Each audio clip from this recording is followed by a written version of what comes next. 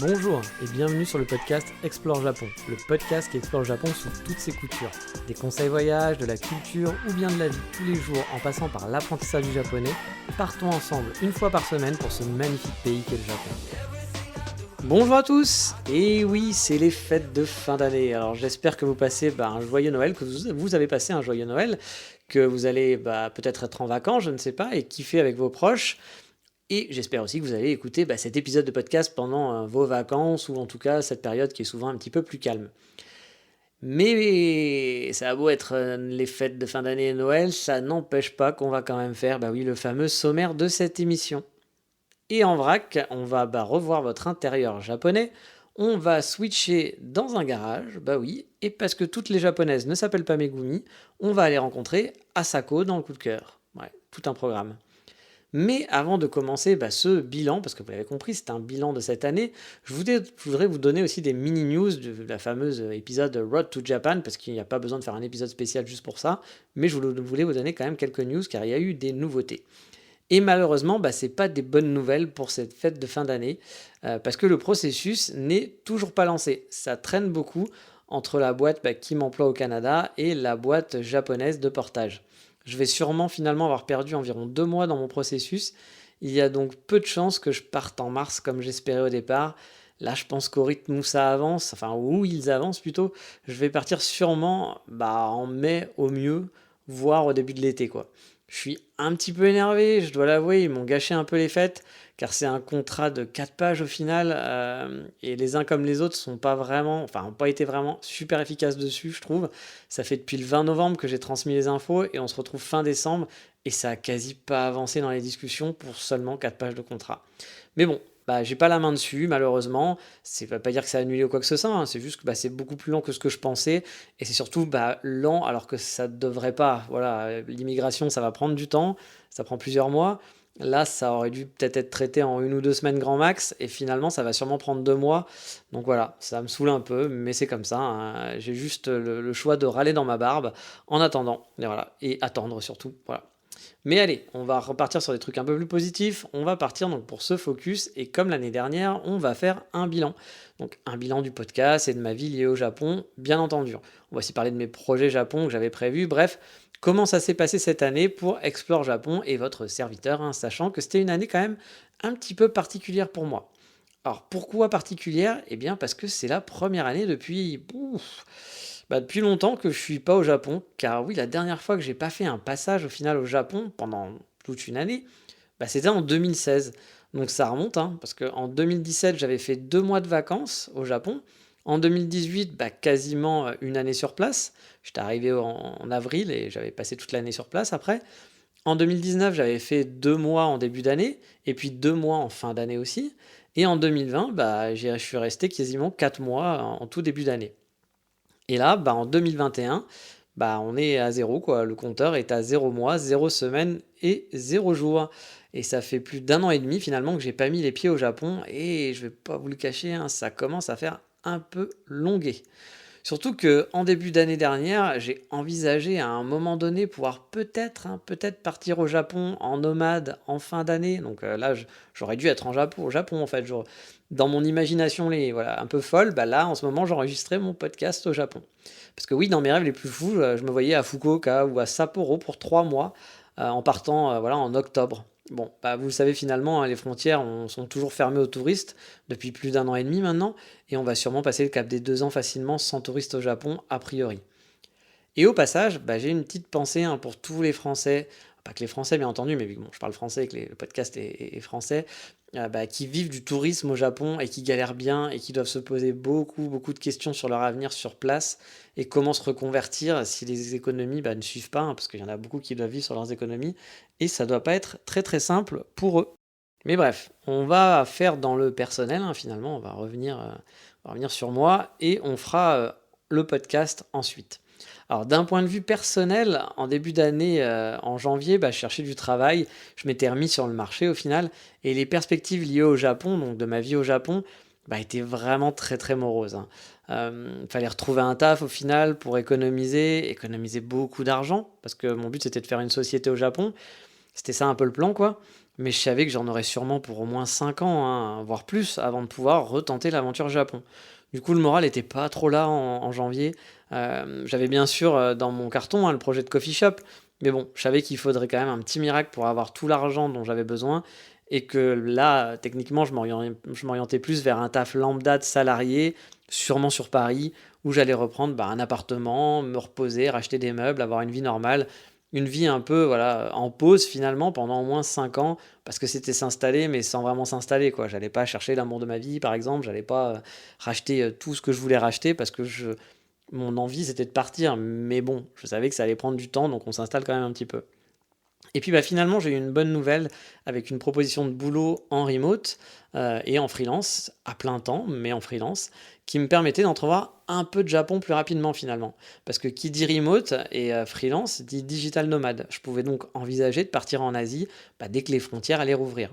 Et secrètement, je vous l'ai dit, hein, j'espérais faire ça dès cette année. Au fond de moi, hein, je me disais que ça serait, voilà, que ça serait pas possible, sûrement pas avant 2022, mais bon, mon but c'était quand même de faire 2 fois 3 mois au Japon, économiser de l'argent et peut-être voilà, ouvrir quelque chose sur place pour avoir un visa dans 2 3 ans. Oui, mais voilà, vous le savez, déjà cet été, bah, j'ai commencé à me dire que pour octobre, bah ouais, c'était pas vraiment gagné. Et là, même maintenant, hein, pour 2022, c'est pas vraiment gagné non plus, hein.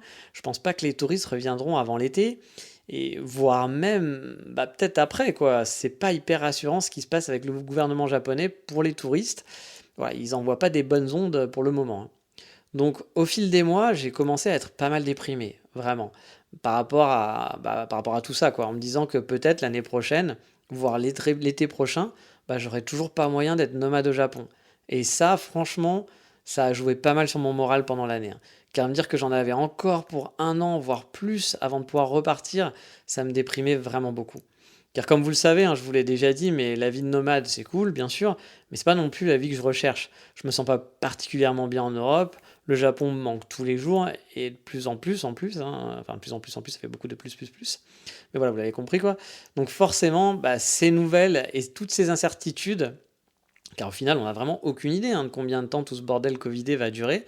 Bah, ça aidait pas beaucoup pour avoir le smile, vraiment pas. Et je peux pas dire que c'est une année où j'ai beaucoup souri, où j'étais vraiment heureux, même si voilà, l'année s'est bien passée, que j'ai eu des bonnes nouvelles quand même. Mais c'est pas voilà une année où j'ai kiffé, on va dire. En plus, pour moi, ma vie est totalement en pause, comme je vous l'ai dit, hein. J'ai un boulot, ok, c'est cool, je change de pays, ouais, c'est sympa, mais mes projets sont quand même 100% liés au Japon. C'est partir m'installer là-bas, trouver une Megumi, et puis je veux aussi faire des projets professionnels qui me tenteraient bien, qui sont liés à ce pays. J'aimerais me lancer un peu dans l'entrepreneuriat en parallèle de mon boulot hein, de salarié, mais j'aimerais quand même faire des petites choses, et toutes ces petites choses bah, sont forcément liées au Japon, je ne peux pas les commencer avant. Donc, bah, tant que j'y suis pas, bah, vous l'avez compris, ma vie, elle est appuyée sur un bouton pause. J'ai juste l'impression que ma vie, c'est de travailler. Et bon, bah, et c'est tout, quoi. Donc, bon, bah, je gagne de l'argent, hein, c'est cool, hein. En plus, je suis plutôt bien payé, j'arrive à économiser pas mal tous les mois, donc en étant nomade. Donc, c'est chouette.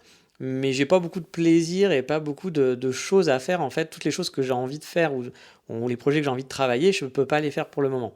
Bon, je vous rassure, hein, je vais pas sauter de ma fenêtre, hein. Puis en plus, je suis au rez-de-chaussée en ce moment, donc ça craint pas grand-chose, même si je le faisais. Mais voilà, la vie en pause, c'est un peu chiant, voilà. Surtout que je suis plutôt jeune hein, et que j'ai envie bah, que ça avance un peu parce que bah voilà, à force de vieillir, bah, va falloir aussi économiser un peu d'argent pour la suite, pour la retraite, etc. Et donc, bah, il y a déjà plein d'autres projets qui vont devoir être faits avant celui-là, et donc bah, plus le temps passe, plus moins ça laisse de temps. Mais bon, après l'année est pas totalement mauvaise pour moi, hein, loin de là au final, hein. Ma vie est en pause, ok, je me fais un peu chier, voilà, vous l'avez compris, hein, pour être honnête. Mais quand je compare d'où je suis parti en début d'année, où je voyais bah, des postes, des travails qui me tentaient pas du tout, j'avais zéro motivation pour retourner à la vie de salarié, hein, vraiment, après avoir vécu bah, quasiment 3 ans librement, sans travailler, en faisant des projets personnels, etc. C'était très dur de se dire on va retourner dans la vie classique de salarié, aller au bureau, devoir suivre ce que va me dire un boss, etc., etc. Et pas voilà, être un peu confiné dans quelque chose, alors que j'aspirais à beaucoup plus de liberté depuis que j'ai découvert un petit peu cette liberté-là. Mais comme je vous le dis, hein, bah, je vois où j'en étais à l'époque et où j'en suis maintenant. Bah, j'ai quand même pu vivre et découvrir des nouvelles villes comme Strasbourg, Budapest, et puis maintenant j'habite à Vienne. J'ai aussi remonté mon compte en banque, hein, qui était vraiment bien vide, hein. Après, ma vie, pendant 3 ans de liberté, ça a eu un coût, bien entendu. En ayant été étudiant puis nomade, sans travail finalement. Au bout d'un an, voilà, j'ai pu économiser plus de 25 000 € cette année. Parce que la vie en pause dit pas beaucoup d'achats aussi, hein, forcément, parce que voilà, j'ai rien de spécial à acheter en tant que nomade. J'ai pas d'achat plaisir, je fais pas de voyage, parce que je voyage techniquement déjà un peu comme ça. J'ai pas de vacances à payer, etc. Donc c'est plutôt simple et je fais pas mal d'économies. Et puis j'ai pu vivre chez mon meilleur ami tout en ayant un salaire pendant 4 mois, ça aide aussi pour les économies, donc j'ai bien remonté mon compte. Bref, ça c'est déjà bien. Et puis l'autre bonne nouvelle, vous la connaissez aussi, hein, c'est que j'ai un nouveau plan pour partir au Japon avec un working visa. Bon, comme je vous l'ai dit, actuellement, hélas, c'est toujours pas lancé. Donc voilà, car la société qui m'embauche a voulu revoir et renégocier les termes du contrat avec la société japonaise. Et donc je suis toujours dans l'attente de cette validation pour pouvoir lancer finalement le processus, le vrai processus. Alors je suis pas trop inquiet, hein, sur la faisabilité, mais c'est juste qu'on perd du temps et ça fait, comme je vous le dis, déjà un mois que je suis prêt, mais que j'ai toujours pas pu lancer officiellement en fait ma demande de visa. Donc je commence à trouver un peu le temps long. Vous ajoutez à ça le Japon qui a refermé les frontières aussi, hein, pour les étudiants et le working visa, qui a annoncé que ça allait être en plus renouvelé en janvier et sans date pour l'instant de fin, hein, cette fin de fermeture des frontières. C'est pas très avenant, voilà, pour la suite, hein. Mais bon, la piste est là quand même et j'espère que c'est, peut-être, voilà, d'ici là que le process sera lancé, hein. Peut-être que d'ici au moins d'ici janvier, voilà, début janvier ou mi-janvier, tout sera lancé. En tout cas, en tout début d'année, pour pas perdre trop de temps au final et j'espère ne pas devoir rester encore 6 mois en Europe, par exemple, le temps que les papiers se fassent. Je trouverais vraiment un peu le temps long car c'est toujours 6 mois de vie en pause, hein, tout simplement. C'est vraiment ça, moi, qui m'emmerde. Je peux avancer sur aucun projet et c'est vraiment chiant, quoi. Mais bon, je vais pas me rouler par terre non plus, hein, et taper du poing, hein, ça changera strictement rien, vous le savez. Et encore une fois, l'année est pas si mauvaise que ça. Mais bref, en termes Japon, c'est quand même au final pas une bonne année. Voilà, pour moi, juste parce que le fait de ne pas pouvoir y aller, hein, tout simplement. Et surtout avoir eu beaucoup de désillusions au final, hein, même si voilà, je m'en faisais pas trop non plus, hein, mais l'espoir fait vivre.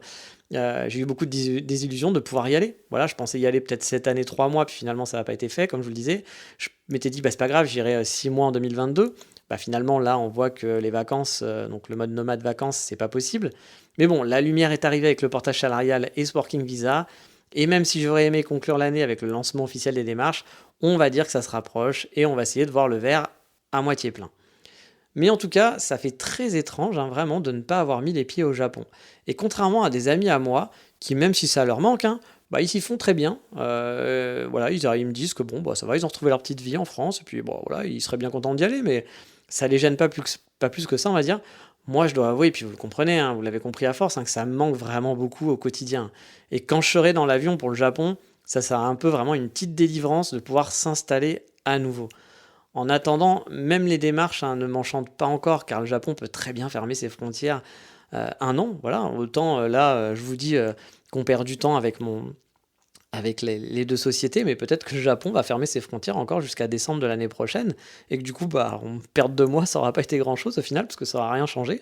Donc c'est possible, voilà, avec le gouvernement japonais, hein, qui n'est pas très gaijin-friendly, on ne sait pas du tout à quoi s'attendre. Car on se le rappelle, hein, les frontières sont fermées pour les étrangers, et aussi pas pour les Japonais. Les Japonais peuvent partir, revenir, où bon leur semble, et on le répète assez souvent, hein, mais le Japon, enfin j'essaye de vous le dire quand même dans ce podcast, c'est pas le pays des bisounours.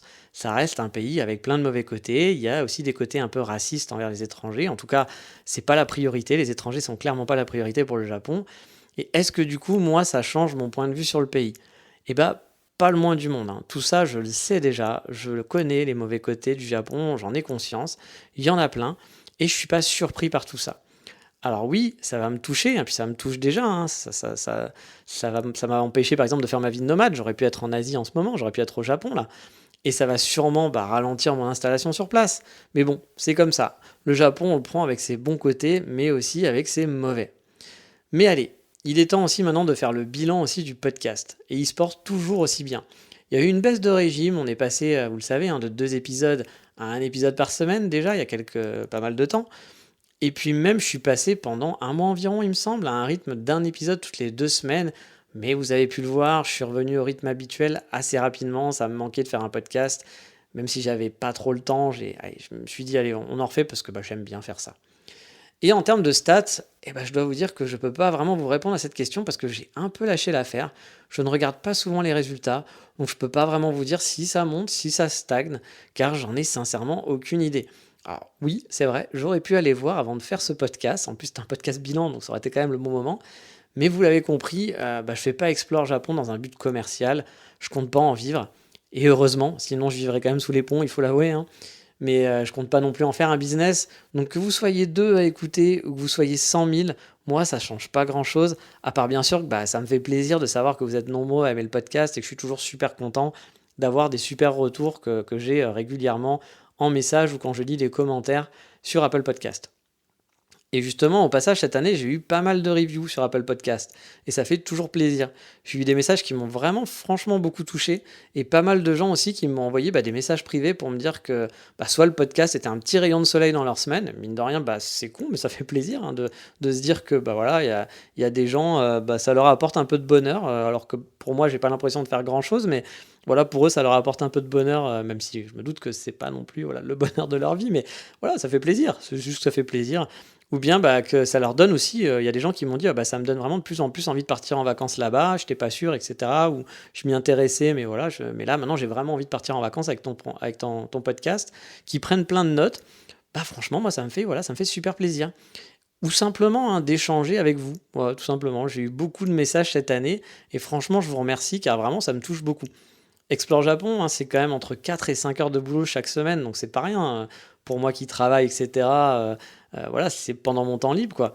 Et j'ai zéro bénéf, voilà, je gagne pas d'argent avec, donc avoir des messages comme ça, c'est un peu mes bénéfices à moi, et puis ça me plaît bien. Après, bien sûr, hein, Explore Japon fait un peu de pognon, voilà, mais bon, vous emballez pas, hein. Vous vous souvenez que dans mes projets au début d'année, l'année dernière, il y avait d'intégrer de la publicité sur le podcast, ce qui est arrivé, voilà. Mais au final, j'ai rien à cacher, hein. J'ai fait les 6 premiers mois au niveau de la publicité, hein, sur le podcast pour un montant total. Attention, ça va faire mal à votre portefeuille là. Là, si j'avais du pognon devant moi, je le jetterais partout. J'ai fait 50 euros. Et oui, 50 euros, on va aller loin. Surtout que je suis passé donc chez un hébergeur payant, qui avant j'étais dans un hébergeur gratuit, qui me permet d'avoir de la publicité puis d'autres services et qui me coûte 20 euros par mois. Donc pour rentrer dans les frais, on n'y est pas encore avec la publicité, hein, vous l'avez compris. Alors a priori, j'ai cru quand même voir que les derniers mois, je tournais à 15 euros de revenus publicitaires. Donc ça augmente un peu, mais pas encore assez, comme vous l'avez compris, pour rembourser les frais mensuels. Il me manque encore 5 balles pour arriver aux 20 et quelques euros. Je ne sais même plus si c'est pas 25 euros que je paye par mois, mais ouais, je suis pas à ça près, hein. Et à côté de ça, vous le savez aussi, j'ai lancé le Patreon cette année. Là aussi, j'avais aucune attente. Mais bon, je me suis dit, on sait jamais, hein, peut-être que je vais réussir à me faire un peu d'argent avec ça. Puis pourquoi pas, c'est cool, je travaille 4 heures sur le podcast, ça me paraît pas non plus démérité. Ou au moins, voilà, rembourser au moins les frais, tout simplement. Et voilà, pareil, je ne vais pas vous cacher grand-chose, hein, il y a en moyenne chaque mois entre 5 et 7 personnes qui soutiennent le podcast. Et franchement, je les remercie énormément, surtout ceux qui font ça depuis le début. Franchement, c'est hyper sympa. Donc moi, ça me touche beaucoup aussi, hein, que vous souteniez le podcast. C'est pas vraiment la somme, hein, qui compte, mais c'est juste ce geste qui me fait énormément plaisir. Et au total, ça me rapporte 17 euros par mois. Alors là aussi, c'est pas le grand luxe, surtout que Patreon se prend une très très belle commission. Et qu'il y a en plus des taxes à payer, hein, la TVA, hein, que je dois payer aussi, parce que quand je récupère l'argent, je dois payer la TVA. Et en plus, le paiement, c'est-à-dire le fait de récupérer l'argent, est taxé. Donc au final, je pense que je dois avoir sur ces 17 euros moins de 10 euros par mois. Donc voilà, c'est pas non plus gigantesque, hein, comme vous l'avez compris. Donc comme vous pouvez le voir, on n'est pas du tout dans un mood entrepreneur, un jeune entrepreneur, bisous, tout ça. Non, on n'est pas du tout là-dedans, hein. Je suis pas non plus dans un mood influenceur. C'est pas chez moi que vous allez avoir des épisodes de comment les jeunes japonaises tombent dans la prostitution. Avec vous savez, le petit regard YouTube où j'aurais mis les mains sur mes joues en faisant « Oh mon Dieu !» Voilà, en mettant ma tête comme ça. Parce que oui, j'ai vu un YouTuber qui faisait des vidéos de ce genre-là. Je me suis dit, quand même, on tombait bien bas dans le putaclic, hein. Pute, voilà, prostitution, ok, super jeu de mots. Mais bon, voilà, il en faut pour tout, hein, puis ça marche, puis lui, c'est son gagne-pain, je pense. Mais j'avoue, j'ai vu les titres de ces vidéos et j'étais « Oh mon Dieu !» Mais bon, moi, je pense pas faire des émissions de ce genre, hein. Je vais pas vous faire pourquoi je vais quitter le Japon avec une vignette de moi faisant une tête pas content ou un cri d'effroi avec des flammes derrière. Parce que là, j'en vois pas mal en ce moment aussi, des youtubeurs ou des gens qui sont un peu énervés à cause du Covid, à cause de tout ça, à cause des restrictions au Japon, etc., par rapport aux étrangers. Et c'est leur choix, ils ont le droit, bien entendu, hein. Il y a plein de trucs qui les énervent et pas que ça. Mais je trouve qu'il y a tout un mood en ce moment de gens qui sont en train de bâcher le Japon, des Français qui bâchent le Japon en disant le Japon c'est de la merde, c'est pas top, c'est pas génial, etc. Faut arrêter d'idéaliser. Et je suis d'accord avec ça, hein. Il faut pas idéaliser le Japon, hein. Faut vraiment pas. Il y a plein de mauvais côtés. Mais j'ai envie de vous dire, bah on le sait tout ça en fait. J'ai l'impression que justement, eux font partie de ces gens qui ont peut-être idéalisé le Japon en arrivant et qui découvrent au bout d'un moment que bah, c'est pas parfait. Quand vous allez vivre au Japon, vous n'allez pas avoir une vie magique, féerique, où tout est 10 000 fois mieux qu'en France. Ça sera différent, avec des bons côtés que vous n'aviez pas en France, et puis des mauvais que vous n'aviez pas en France. Et puis bah voilà, après, est-ce que cette somme des bons et des mauvais côtés, bah, vous préférez ceux en France, ceux au Japon, ceux en Thaïlande, ceux aux États-Unis, j'en sais rien. Tout ça, après, c'est vraiment très personnel. Mais c'est vrai qu'il y a un gros bashing, moi qui me plaît pas des masses. Mais encore une fois, chacun fait ce qu'il veut, hein, bien entendu. Mais j'avoue, moi, je suis pas du tout dans cette mouvance. Bah moi, je sais ce qui m'attend au Japon, et j'aurai sûrement des mauvaises surprises aussi, hein, comme tout le monde, hein, parce qu'on a beau savoir ce qui nous attend, bah il y aura des mauvais moments, des trucs que je m'attends pas, il y aura des trucs qui me feront râler, qui me feront hurler au Japon. Il y a des trucs qui m'ont fait râler, et qui m'ont fait hurler quand j'étais au Japon. Mais je connais en connaissance de cause. Et en fait, ce qui m'énerve un petit peu dans toute cette petite mouvance de pas mal de youtubeurs ou de mecs de Twitter qui sont en train de pas mal bâcher en ce moment, c'est des gens qui habitent, hein, qui vivent sur place. En fait, ils critiquent les gens qui idéalisent le Japon en disant ouais, vous êtes des fanboys, vous êtes venus qu'en voyage, arrêtez d'idéaliser le Japon. Ils disent pas forcément ça comme ça de façon méchante, hein, mais voilà, ça les énerve, je pense, de voir des gens qui idéalisent le Japon, et moi aussi, hein, c'est pas que ça m'énerve, mais je calme toujours les gens en disant attention, le Japon en vacances, c'est pas le Japon dans lequel vous allez vivre. Le Japon des mangas, le Japon des youtubeurs, c'est pas le Japon que vous allez vivre forcément. Donc oui, c'est important d'en parler, mais j'ai l'impression qu'eux, ils sont dans la mouvance inverse du coup. C'est-à-dire qu'ils sont dans un état d'esprit qui est tellement négatif et où ils voient que les mauvais côtés, où ils focus finalement sur les mauvais côtés de leur quotidien, qu'ils sont en train d'expliquer aux gens qui veulent venir au Japon que le Japon c'est de la merde, que c'est pourri. Non, le Japon c'est pas de la merde. Encore une fois, c'est différent. C'est bah, comme la France c'est pas de la merde, comme la Thaïlande c'est pas de la merde, comme Bali c'est pas de la merde, comme le Maroc c'est pas de la merde. Ça dépend de vos attentes, ça dépend de ce dont vous avez envie. Et puis après, bah voilà, parfois on change aussi, hein, voilà.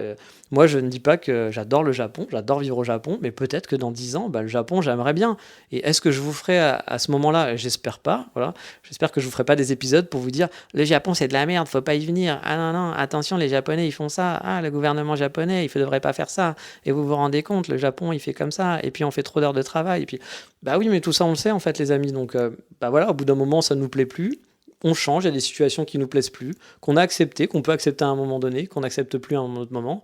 Bah, j'ai envie de dire, allons ailleurs avec le sourire, allons dans un autre endroit qui nous convient, sans forcément vouloir dégoûter les autres, sans forcément vouloir un peu trop appuyer. C'est-à-dire qu'il y a aussi un côté prévention, et c'est bien de faire un peu de côté prévention, mais je trouve que les gens appuient un peu trop sur le côté négatif. Il y a pas mal de gens connus, oui, Twitter et de youtubeurs connus qui sont dans cette mouvance. Il y a une journaliste, par exemple, française, qui est Marianne Japonais, je ne vais pas la citer, mais qui m'insupporte parce qu'elle est tout le temps dans le bashing, mais sans arrêt dans le bashing, vraiment. On se demande même ce qu'elle fait là-bas, parce que, en fait, c'est ça mon problème, c'est que les gens qui bâchent, bah oui, ok, tu bâches, à un moment donné, tu es en colère, tu es énervé, pourquoi pas, mais bah, j'ai envie de dire, au bout d'un moment, si ça te plaît pas, essaye d'aller ailleurs. Surtout qu'elle a la chance, à la limite, d'être française, elle peut rentrer dans son pays.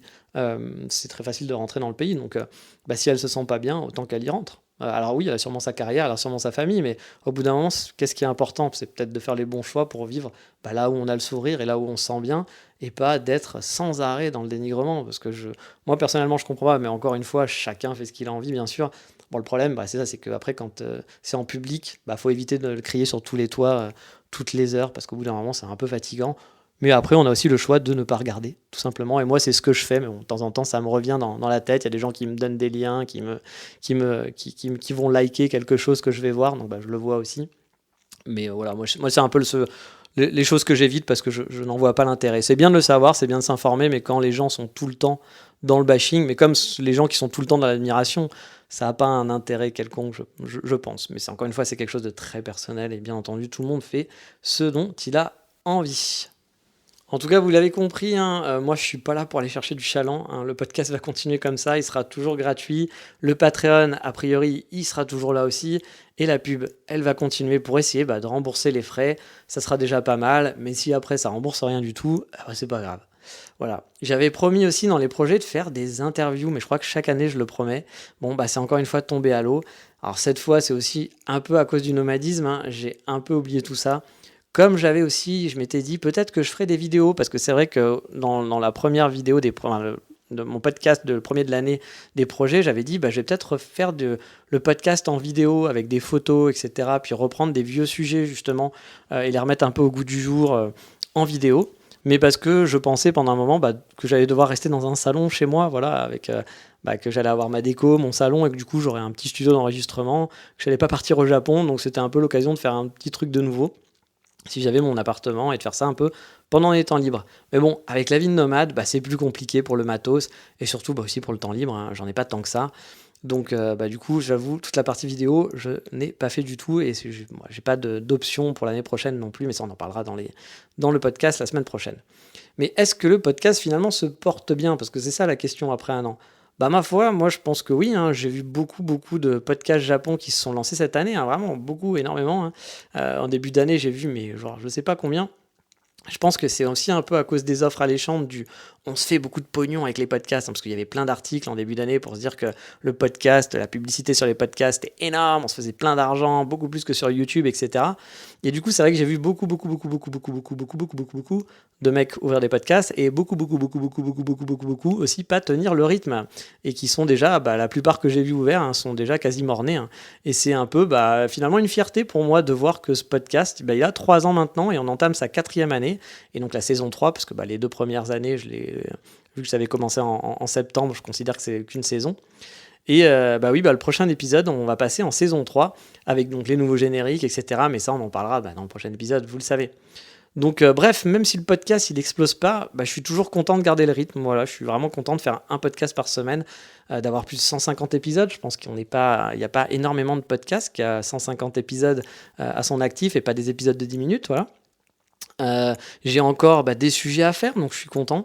Même si les sujets préparation de voyage, les sujets sur l'école, ou même les sujets un peu balades, elles se font un peu plus rares, j'en ai conscience, et que je suis un peu plus sur des sujets plus perso, mais j'ai pas l'impression que ça vous dérange plus que ça. Et puis l'année prochaine, vu qu'a priori je devrais être au Japon, je vais peut-être pouvoir varier un petit peu plus. Il y aura du perso, bien entendu, parce que c'est aussi ça, Explore Japon, mais il y aura aussi des balades, il y aura de nouvelles balades, il y aura peut-être un peu plus de nouveaux, je vais essayer de tester un peu plus des restaurants, des choses comme ça, parce que je sais que j'en ai pas assez testé, c'était un regret, hein, que j'avais fait, j'ai surtout fait des cafés et pas trop de restaurants, donc j'espère que je vais un petit peu plus varier aussi les lieux que je vais visiter. Donc voilà, je pense que le podcast se porte bien et que l'année prochaine, il devrait encore bien se porter, je l'espère, sauf si finalement, pendant un an, je suis interdit de Japon, parce que voilà, le gouvernement ouvre pas.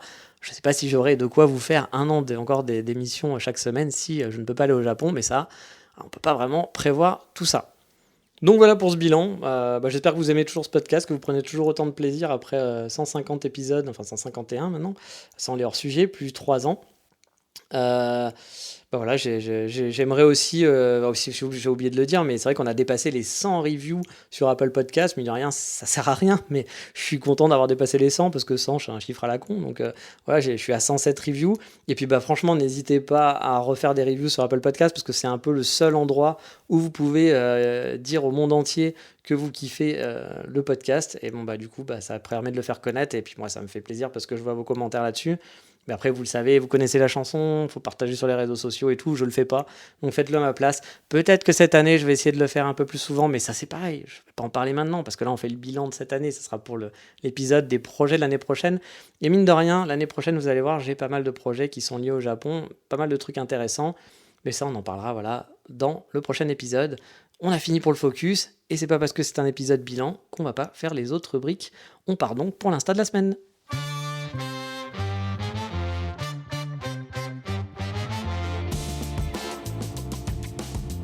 Et cette semaine, on va faire dans la déco. Oui, la déco d'intérieur à la japonaise. En suivant le compte Instagram de Good Room Journal. On va dire comme ça faisait un accent magnifique. Good Room. Ou Good Room Journal, voilà. Je vous avais déjà parlé du compte Instagram de Goodroom, une agence immobilière qui j'ai l'impression d'être en Allemagne en fait, Goodroom. Il y a une fille qui s'appellerait Goodroom. Désolé, mais je dis n'importe quoi. Mais voilà, c'est Goodroom, donc voilà, comme la chambre, hein. Une agence immobilière donc, qui poste des appartements qui me font souvent envie au Japon. Donc oui, c'est une agence immobilière japonaise. Mais là, on va suivre leur compte un peu lifestyle avec des photos d'intérieur où ils décorent justement les appartements qu'on peut voir ici ou là sur leur compte principal. Alors, moi j'aime beaucoup la déco, hein, la déco d'intérieur et l'architecture aussi, j'adore ça, même si j'y connais vraiment que dalle. Voilà, j'ai aucune connaissance technique ou historique ou quoi que ce soit sur la déco d'intérieur ou l'architecture, mais j'adore ça. Et du coup, bah, j'aime beaucoup ce genre de compte, ça donne des idées pour l'intérieur. Cet intérieur que je n'ai pas en tant que nomade, vous l'avez compris. Donc je peux rêver un petit peu un intérieur grâce à ce genre de compte. Vous le verrez, bah, sur les photos, on retrouve l'ambiance finalement des appartements japonais. C'est un compte bah, où j'aime bien flâner de temps en temps. Et je suis sûr que vous l'apprécierez aussi si c'est le genre de choses que vous aimez. C'est donc Good Room Journal, voilà, je ne sais pas pourquoi ça m'amuse de dire ça à chaque fois. Et comme d'hab, le lien sera dans la description de l'épisode et sur le Patreon de l'émission. Mais sans plus attendre, faisons le dernier café de l'année. Bah oui, on va pas finir l'année sans faire un café quand même, dans la rubrique qu'on ne nomme pas la rubrique Voldemort.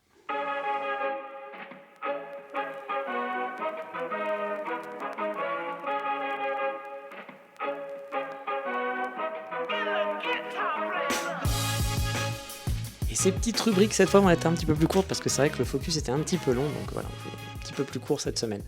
Et voilà, je me souviens très bien de ce focus, pardon, cette recommandation que je vais vous faire aujourd'hui, qui était donc un café. Et pourquoi je me souviens très bien de ce café-là?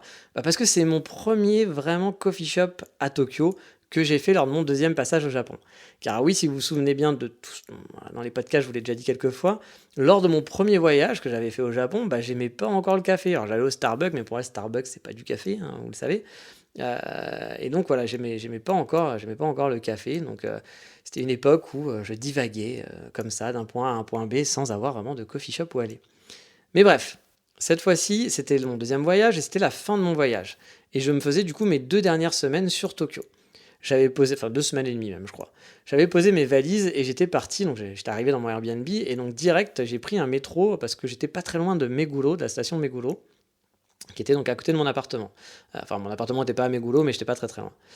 Et donc je sors donc du métro avec pour objectif bah, forcément d'aller à Nakameguro. Alors j'étais pas allé lors de mon premier voyage et du coup j'étais un petit peu frustré de pas y aller, donc là j'y suis allé direct, surtout qu'il y avait encore un petit peu les sakuras. C'était la fin, il y avait plein de pétales de rose sur la rivière, c'était magnifique. J'avais déjà posté des photos sur Instagram et franchement j'adore ces photos avec toutes les pétales de rose sur la rivière, c'était vraiment très très beau. Et donc c'était mon objectif à la base d'aller suivre cette fameuse rivière de Nakameguro pour voir cette rivière de cerisier en fleurs. Mais alors pourquoi sortir à Meguro et pas à Nakameguro? Eh bien parce que j'avais ciblé un café qui s'appelle Switch Coffee et qui pouvait qui se retrouvait en plein dans le chemin finalement pour aller jusqu'à la rivière Osakura sans faire de changement de métro. J'avais juste à sortir à Meguro, donc c'était parfait pour moi. Et finalement ça a été mon premier vrai café, mon premier vrai coffee shop sur Tokyo. Et c'était un petit peu la découverte finalement des coffee shops. Bon, en fait, j'en avais fait quelques-uns avant hein, dans d'autres villes japonaises et j'avais fait d'autres coffee shops à l'étranger, mais c'était quand même la première fois, mon premier vrai coffee shop à Tokyo et ça a été un choc finalement parce que ce café était dans un garage, voilà, dans un garage tout simplement. C'était une zone résidentielle très pentue, voilà, et c'était une petite ruelle qui était vraiment paumée au milieu de nulle part, hein. Et je me dis en m'aventurant dans tout le quartier qu'il y a quand même peu de chances que je trouve un coffee shop vu qu'il y avait quand même aucun commerce dans ce quartier. Puis je regarde Google Maps, bah si, il y a quand même un coffee shop, je m'approche du point, voilà, et là je vois une maison, hein, une petite maison, avec un garage qui était ouvert, avec un petit écriteau en bois devant et un banc. Voilà. C'était un coffee shop qui était dans un garage, bah oui.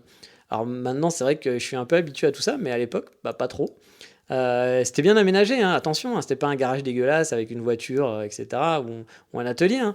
Mais c'est juste que ce garage de la maison avait été aménagé en coffee shop et aussi en torréfacteur, parce qu'il torréfiait le café sur place. Alors il n'y avait pas de place assise, hein, à part le petit banc qui était devant.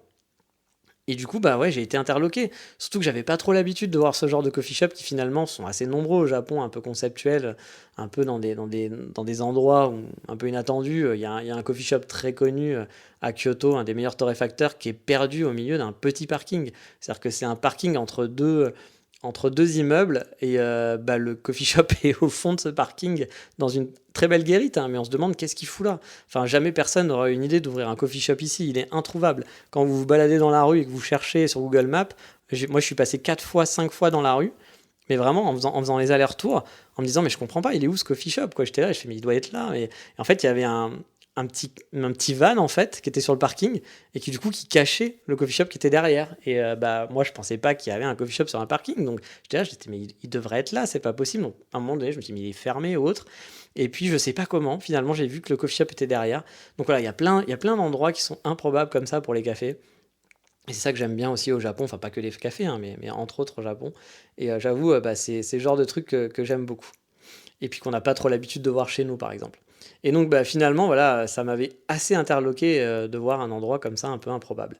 Et en plus, qui était assez joli, hein, encore une fois, hein, c'était un coffee shop en takeaway, mais un garage, mais qui était très beau. Et donc les mecs, ils m'ont vu débarquer, je pense que pareil, ils se sont demandé ce que je foutais là, avec ma gueule et mon sac à dos de touriste, quoi. Mais ce fut un moment pour moi assez mémorable pour tout ça, au final. Maintenant, je suis beaucoup plus habitué, comme je vous l'ai dit, à ce genre de choses. Mais c'est vrai qu'à l'époque, c'était, comment dire, c'était un peu surprenant, voilà, de trouver un coffee shop là et commander son café dans un garage d'une maison, tout simplement. C'est un coffee shop qui est assez connu au final. Enfin, en tout cas à l'époque, je sais pas si c'est encore le cas, mais à l'époque, il était très connu. Et je dois avouer que j'ai aucun souvenir de la qualité du café. Donc, je peux pas vous dire s'il est bon ou pas, je m'en souviens pas du tout. C'est pas ce souvenir-là que j'ai de ce coffee shop. Mais il faut vraiment que je vous reprécise que malgré le fait que je vous parle d'un garage, hein, le lieu était vraiment chouette. C'était une jolie devanture avec un très beau mur bleu. Il y avait un banc en bois qui était très très joli devant l'entrée, avec un peu de verdure tout autour de ce banc. L'intérieur, c'était des magnifiques meubles, vraiment à l'ambiance japonaise. Ça donnait vraiment envie, quoi. Et c'est même dommage que c'était pas un endroit où on pouvait se poser au final. Bref, pour moi, même si je suis pas retourné finalement, je suis retourné plein de fois à Tokyo, mais je suis jamais allé à la Switch, ça reste un formidable souvenir. Et en parlant de switcher, le coup de cœur de la semaine est totalement japonais aussi et va bien dans le thème du Switch. Vous allez comprendre pourquoi. On est parti pour le coup de cœur.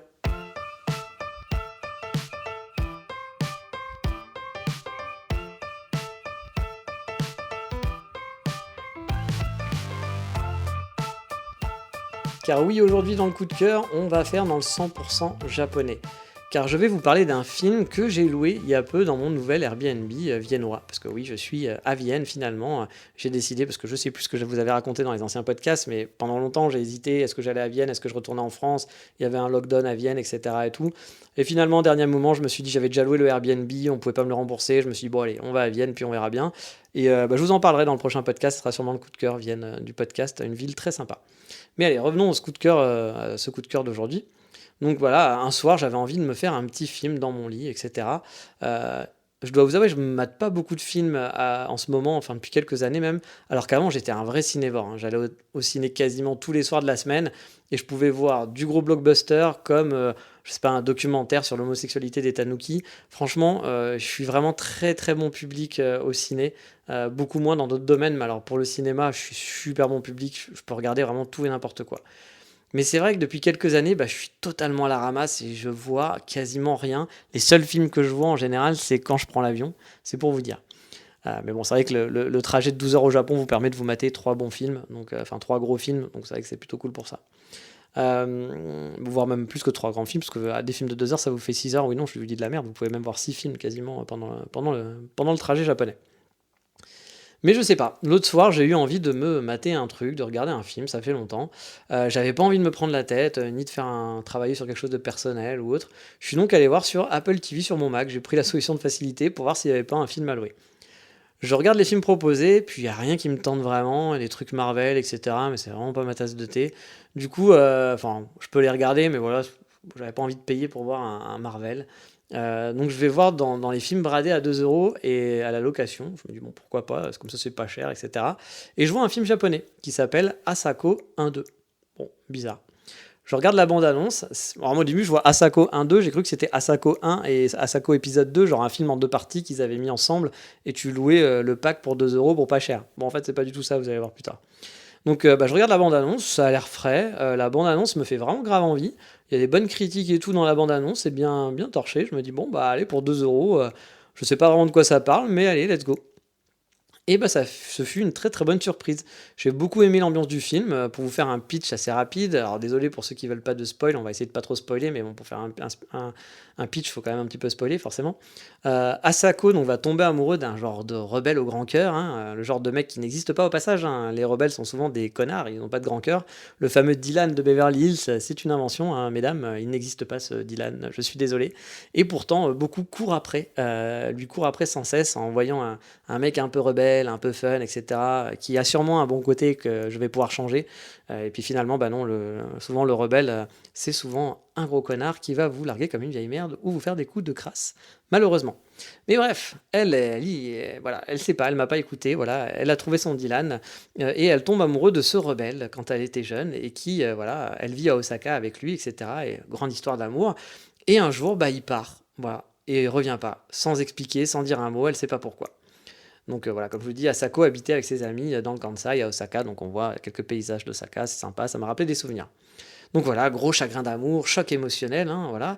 Et donc Asako, bah, du coup, part vivre à Tokyo elle aussi, sans vraiment prévenir ses amis, pour oublier son chagrin, pour changer de vie, parce que c'était trop difficile pour elle.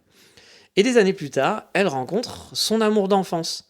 Alors, en fait, non, pas vraiment, parce que c'est son sosie. C'est le sosie parfait de son amour d'enfance, de ce fameux rebelle qui était parti, etc. Et c'est là que l'histoire commence, que toute l'histoire commence. Et je vais pas vous en dire plus, parce qu'après, ça serait spoilé. Et donc, bah, c'est une jolie fable que j'ai trouvée très poétique finalement et très réaliste au final. Alors, je veux pas spoiler du tout, mais je vous invite à regarder la bande-annonce qui vous donnera peut-être, comme moi, envie de regarder ce film. Certes, c'est une histoire d'amour, hein, mais pas gnangnan, au contraire. C'est une ambiance typiquement japonaise. Dans l'histoire d'amour, justement, beaucoup de non-dits, de trahison, de ghosting.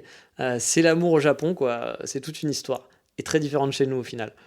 Bref, Asako 1-2, voilà, qui est sûrement le titre le plus pourri de la galaxie, hein, on va pas se mentir, car ça n'a aucun rapport avec le film. Alors que le nom en japonais est Netemo Sametemo, qui veut dire en gros, bah, même si je dors, même si je suis éveillé, qui lui prend vraiment son sens, ce titre, avec le film, en comprenant le film, et on se dit, ah sympa d'avoir trouvé ce nom-là, alors que Asako 1-2, bah, ça veut rien dire. C'est un film franco-japonais, donc les Français ont mis des billets dedans, et je comprends vraiment pas comment ils ont pu faire un titre aussi pourri en français. Parce que bah, moi je vous ai dit, je pensais que c'était un film en deux parties qu'ils avaient réuni, quoi.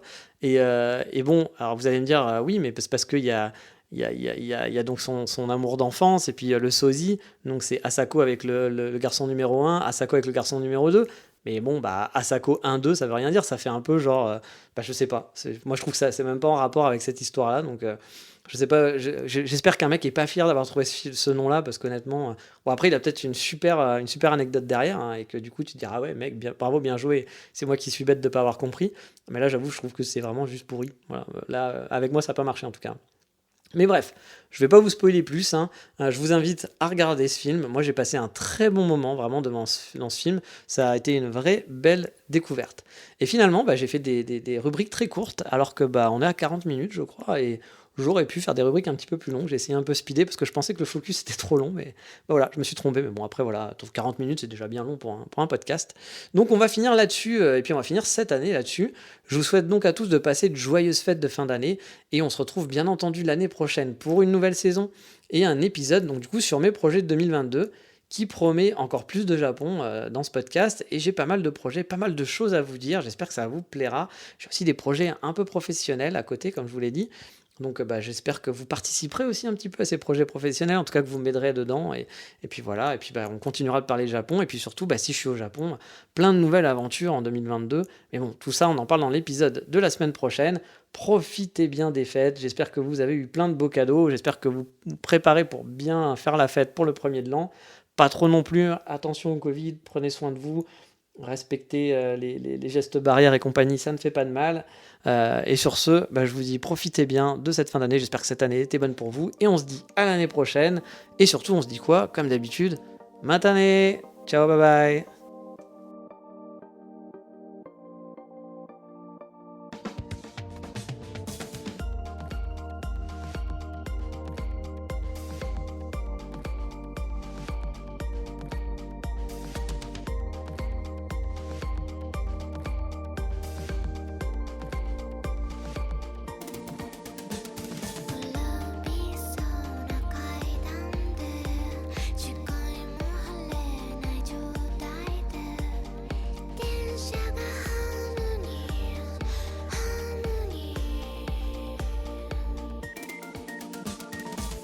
のパンツに色の気の飛んだ